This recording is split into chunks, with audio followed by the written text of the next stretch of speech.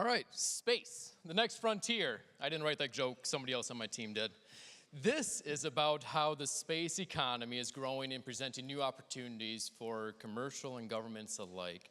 On this panel is Blythe Crawford, Commandant of the Air and Space Warfare Center, Jeff Crusey, partner at 7% Ventures, Sharma, Senior Analyst at McKinsey. And the panel is moderated by Magazzeni, investor at IQ Capital and co-chair of UK's Defence Investor Network. Give them a round of applause.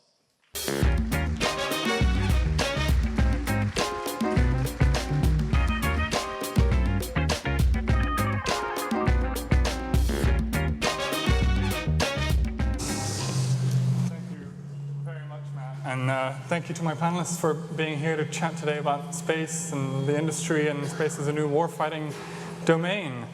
I guess to kick things off, Blythe, from your perspective as an end user, what are you seeing as the challenges and opportunities in the space domain? So I think if I start with some of the challenges, first of all, one of the biggest issues is the fact that trying to explain to people the importance of space when it's something they can't see is really, really difficult. And I have a similar challenge day to day explaining how important the spectrum is and how we get after that. So trying to get the message across to people about our reliance on space and how much we now take for granted today about the space domain and what it does for us is a very big challenge we've got to get over. Secondly, I think, again, it's a kind of admin issue, which is around space policy and space law, because again, it's like the largest ungoverned space out there. And I think one of the biggest related challenges to that is that you see nation states and other nefarious actors pushing the boundaries on what they can get away with in space without either being caught or without the international community responding to it. So, as an example, we all saw the Russians launch an ASAT a few years ago, and looking at the amount of debris that created in space for the rest of us. That was a red line, and that's now been established as a red line. But what does it mean to then place your satellite next to somebody else's and just quietly put out a robotic arm and snip off one of the solar panels? Is that acceptable? And again, I think, particularly in space where you don't have a lot of people up there, I guess there's a lot of actors out there that think they can get away with doing stuff from machine to machine rather than necessarily having the human in the loop. Again, space is a big place. So knowing what's up there and knowing what's going on in space is a bit of a challenge in terms of you can wake up one morning and suddenly find somebody else's satellite parked right next to yours, and it's like, well, what are they doing or why are they doing that? So our understanding of the domain is challenging in that regard.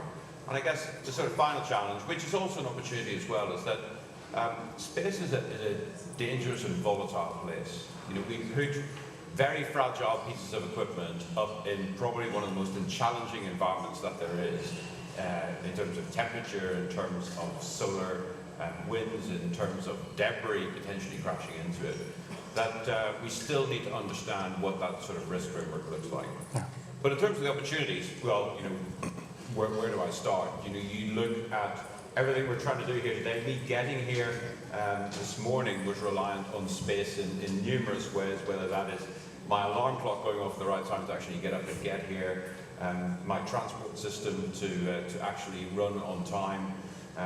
The opportunities that we have in the defence and security sector are obviously the ubiquity of space gives us the opportunity to observe what's going on the planet at a range and at a pace that we've never been able to do before, and likewise communicate completely around the globe in time frames and in volumes of data that were, again, unheard of and what would normally be done by a lot of hardened and dedicated and expensive infrastructure. Yeah. So that's a starter for 10. Fantastic. That's a great way to set the scene.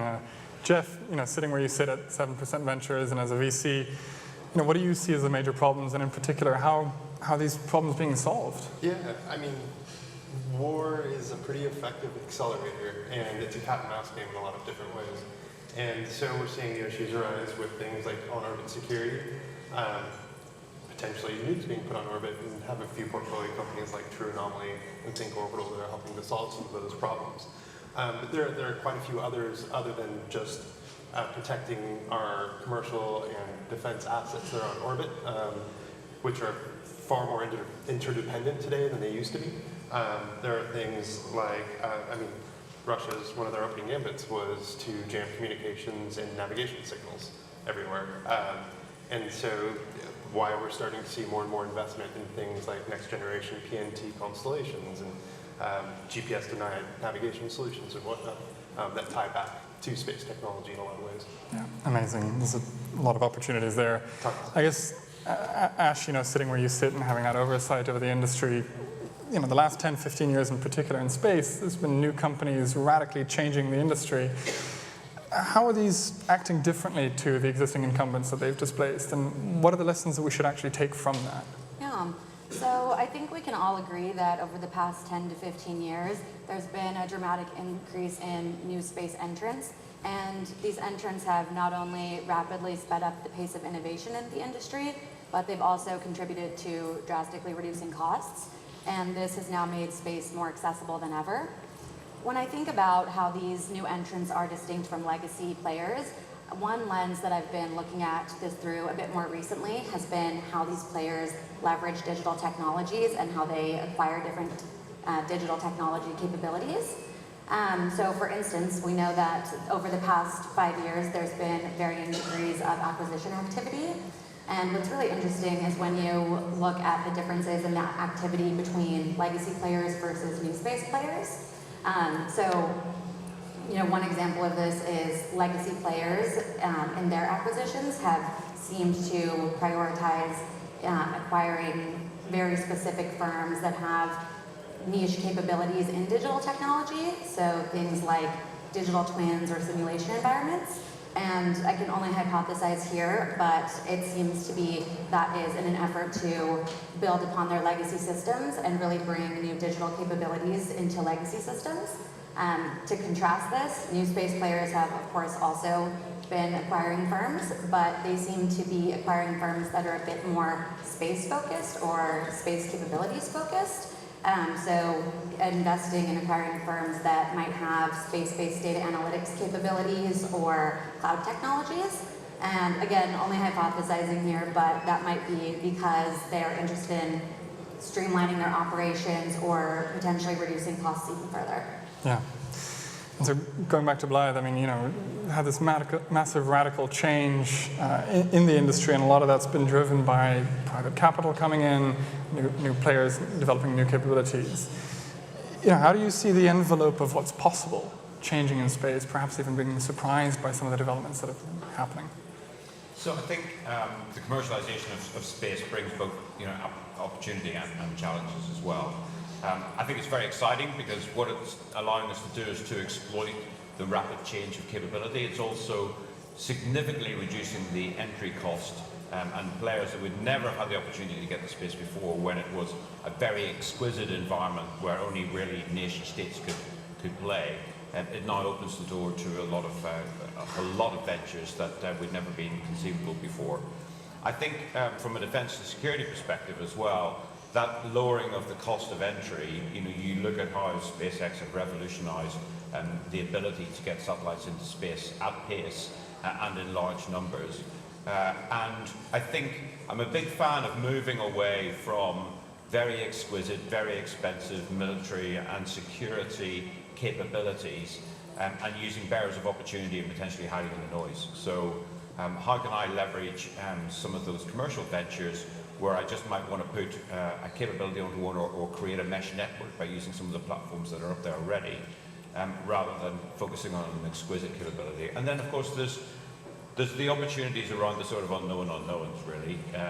One of my favorite topics at the moment is asteroid mining, which my 12-year-old is very excited about. He wants to be a geologist, and I've told him, no, you've got to be a space geologist, because I think that's where the excitement is going to be. But I think we've also got to remember, though, that whilst we can exploit that, our competitors and some nefarious actors out there can exploit the commercialization of space as well. So you might end up sharing a satellite with somebody who you're actually trying to counter in space. Yeah. Jumping to Ash, we're talking a lot about government as a customer here, and also about new customers coming in. What's your analysis on how the role of government as a customer and the relative proportion of income coming from government versus from commercial customers? Yeah, so from what I've seen historically, a lot of companies will enter the market initially planning on catering to a commercial segment, but in reality, they end up widening the aperture of focus or expanding to also include government customers. I think this particularly comes into play in an area like Earth observation, and I think that we've seen that revenues from government customers are needed for sustainment and growth. Yeah. I guess going back to Jeff now, sitting where you sit again as an investor, if investors ought to come into the space and invest more, they need, of course, the returns to demonstrate that there's a viable investment to be made. After 10, 15 years of the industry growing to where it's at, what's it going to take in order to generate a large number of companies that create a large amount of returns for investors? That might not actually exist in reality. There might only be a few large winners within the defense sector. I think the elephant in the room today, well, there's a few actually. I mean, Anduril being one of them. I mean, I think, what was it, a $12 billion valuation, nearly a couple billion raised recently. They can accelerate in a lot of directions and gobble up a lot of the funding that other startups would have been going after. And so they've created a bit of a vacuum for themselves, which is strategically pretty smart, I mean, for them in terms of building their business. And so I think there's going to be challenges there in terms of additional large businesses emerging within that ecosystem. And so perhaps, there might not be another 100x business to invest in. Maybe these are smaller multiples, but hopefully a healthier exit pathway than we've had historically to the primes. Perhaps Anduril at some point will be acquiring for a healthier multiple, and we'll start reinvigorating the early stage ecosystem even more than it is today. Yeah, I might actually bounce that question back to Ash, to you as well. What is it going to take to create an environment where 5, 10 years from now we do have these large companies that can justify the investments that's going into the sector? So kind of jumping off your point, I think a lot is going to rest on that balancing act between catering to the sophisticated needs of a government customer, but also understanding and helping commercial customers understand how they can leverage space. From what I've seen, government customers have a pretty well-versed understanding of how they can leverage space capabilities and what they can do from space, whereas on the commercial side, there's still the element of customer education coming into play. The commercial sector might not understand quite as much like how space can be leveraged to create impact in their respective industries. So I think this kind of comes back to balancing needs between both and being able to communicate with a commercial customer, but also being able to develop the sophisticated needs of a government customer. Fantastic. Jeff, going back to you, I'm kind of really curious. We've talked about space now being this warfighting domain and operations happening in space. We talked a little bit about True Anomaly and some of the work that they're doing. But I guess I'm curious, thinking ahead, thinking 5, 10 years ahead, what does space as an operating domain in its own right look like, and what are the opportunities there?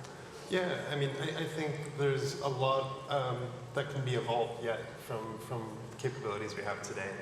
And things I'm thinking about are like, in geospatial, we have companies that are imaging in electro-optical and infrared, synthetic aperture radar satellites, and now we're starting to see the emergence of co-located sensors, so you can fuse data a lot better and you can pull more insights, and you can do things like double your return time on some kinds of satellites and things like that. But what I think is more interesting is what I like to call robot wars in space, which is kind of what it is with True Anomaly. Predator satellites going after bad actors, but a lot of other folks in space domain awareness that are contributing to that. So we're going to see more of an evolution of that as well, with more sensors on orbit monitoring the traffic up there. So I expect to see a lot more of that, and then with the concern around Russians putting nukes on orbit, that can create a lot of problems because we have a lot of infrastructure on orbit. If it went away today, we'd be back to the Stone Age pretty quickly. So it's pretty important that we make sure we have eyes on everything going on up there, whether it's on the outside or inside of what that satellite is. Absolutely. I'm definitely going to want to come back to that point about space robot wars happening up there on Blythe. But actually, taking it back down to Earth, you commented a little bit about even the amount of space assets that you use to get here. But thinking about space in its role in multi-domain operations, how do you see that evolving? What other aspects of the let's say, appreciation of the space domain in its role in multi-domain operations, and how that's going to change in the next few years? So I think space as a warfighting domain, is a whole conversation in itself. But the way that space enables and supports and is supported by the other domains is equally important as well. We've talked about Ukraine already today. I think that really brought it to the fore in terms of our alliance in space, particularly in the West. We pretty much all operated GPS-enabled platforms and munitions. Immediately, as soon as the conflict kicked off, GPS jammers were everywhere, so we've had to accelerate alternative solutions, looking at alt-nav solutions and other ways of finding out how you get from A to B. Likewise, on the communication side, where kill chains used to take maybe several days, particularly on the Russian side, and you're now seeing that down to minutes, because where can you hide? Going back to the point about the ubiquity of space. So space is an enabler for those other domains. It's absolutely essential. But then likewise, how we look at resilience and how we then utilize space to provide resilience for our land networks, for example, where again we've moved away from bespoke military systems and looking at mesh networks and various opportunity. You talked about Anro, one of the classic purveyors of a mesh network. And now looking to create mesh networks in space that gives you multiple pathways of opportunity and multiple pathways to get your data from A to B. So it's absolutely right up there. I would say primarily as an enabler right now for the other domains, but over time and with that cost of entry coming down, I can see the other domains then having to enable space in a similar fashion. Yeah. I'm going to pick up on a brief point that was mentioned here as well in terms of sharing payloads with friends or foes, but also was mentioned in the earlier panel with Clayton. You might share payloads, but you might also share cap tables with money from different geographies. I don't know, Jeff or Ash, if you wanted to comment a little bit on how funding streams from different geographies might come into play and how we trust the backers behind the companies that are doing such critical work. Yeah, well, there was some recent news actually about FBI investigating a fund in the United States that might have had ties to mainland China and influencing companies or taking technological secrets. And so this just highlights that it is a real problem today that is happening, and it's not going to go away. Our adversaries are going to want intelligence on the development of our technology. And this is one of the avenues they can take to do that. So founders and VCs alike need to interface better with their governments so they can make sure that they're accepting capital that's not from sources that might be adversarial. And that's really important also for startups, because in the future, if there's tighter regulation and they get caught with some capital from some bad actors, that could be the end of their business, period. There's no reason to take that risk. Yeah, amazing. It's a complicated topic. If we go back to another complicated topic, again, I'm curious to dig in a little bit to your comments about, let's say, space as a wild west, to use different words in terms of its unregulated operation. I wondered if you could expand a little bit more about those robot wars in space and what we can expect to see and possibly what we can expect to try and to avoid. So again, I think people are taking tentative steps forward in terms of what is seen as being acceptable behaviour. The sooner we come up with a sort of internationally recognised space policy and regulation to do that, I think that's particularly challenging right now because we're in the middle of what some of my senior leaders describe as being the dangerous decade. So people, like I say, are more competitive than cooperative globally at the moment. So I think we're in a challenging period to try and get over that. I think there's a general recognition that creating more space debris is to everybody's detriment. So and the space domain is too important for somebody to effectively obliterate it, and deny it to everybody else. Because that is not going to be something that's, like an explosion that lasts hours. This is something that's going to, last for decades in terms of our ability to recover it.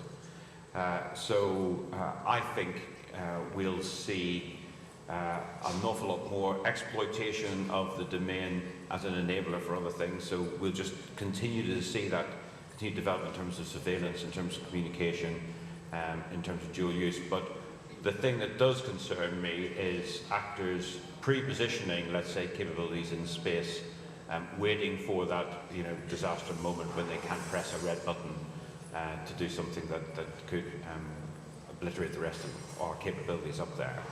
To that end, I think we've got to hedge bet in terms of understanding what the mitigations are and understanding what our resilience is in that regard going forward. But I'd hope that we're quite a way off from a robotic space war. And I think in the first instance, it will be somebody sneaking up on your satellite and either pushing it off orbit and out into space, pushing it back down towards Earth, or maybe just snipping your antenna off. Exciting days. Jeff, back to you. Those who've been investing kind of throughout that space funding cycle that we've seen over the last 10 years are seeing maybe a little bit of an echo in recent years with the defense investment cycle. Maybe another question for elephants in the room. What did investors do wrong during that space hype cycle that we should try and avoid doing during this defense one? SPACs. The problem is low interest rates cause a lot of enthusiasts to overheat markets and invest in companies that might not necessarily need to receive funding or aren't as legitimate as others. And so I think it's really about putting capital in the hands of those that, A, understand the problem set, really actually care about defense, aren't just trying to build the largest, fastest company they possibly can and get returns. Because this is a real thing. This isn't, we're not making apps here. People's lives are at stake out in the field. And so, it doesn't do anything for the ecosystem to put hands in the money of people that are just going to sit on Twitter all day and yap about themselves. So I think, thankfully, that ecosystem now is maturing because a lot of learnings from space, which is inextricably linked with defense. So I think we have a bit more of a mature ecosystem as well this go around. But again, elephant in the room, Andrew, a lot of people have written their defense check or their space check. And so I think it's time to sort of diversify a little bit more so that we can have more than just a few people making technological decisions for defense future. I'm going to take that call to action as a sort of optimistic point about the future. And Ash, actually, I'm just keen to hear from you. Looking 5-10 years from now, what do you think the space industry could look like? So honestly, anyone's guess, but I will say, thinking about strategies that have been in effect for the past few years and what I think might happen moving forward, we've seen a lot of that wave of acquisitions over the past 5 years, obviously at varying degrees, and now moving forward and in the more recent past, I've seen a lot more emphasis on strategic partnerships and also on investing in internal capabilities. So it'll be really interesting to see what happens with these investments. Blythe, maybe to finish with you, as a kind of classic startup question, but if you had a request for a startup to solve a problem, what would it be? Well, I've always been fascinated about what a Bronterock was, so if anybody can actually tell me a Bronterock is real, that would be great. But I think for startups, and the things that I'm really interested in right now is, we talked already today about dual-use technologies, multi-use technologies, and the ability to sort of multi-role in space, I think, is definitely a niche area people need to get into. A single-use thing going to space now, you've got to rely on somebody needing it. Secondly, on-orbit refueling. So if we're going to put stuff up there for a long period of time, we want it to last, we want to have the ability to either resupply or update it. And in a similar fashion, software-defined capabilities, whereby we can update and refresh the capabilities of those assets we have in space without having to go back to them physically. And I guess the final one is around space situational awareness. As I said, you know, I think Starlink have something like 6,000 out of the 8,500, you know, Western satellites in space at the moment. It is growing by the day. It is a vast space, if you excuse the pun, up there. So space situational awareness and understanding how we can do that on the cheap, potentially from Earth, because trying to do it from space is expensive, is absolutely something I'd be keen to get after. Amazing, fantastic. I think we've covered a lot of topics, I think, from funding and space robot wars, but I want to give a round of applause to our panelists, because that's all the time we've got today.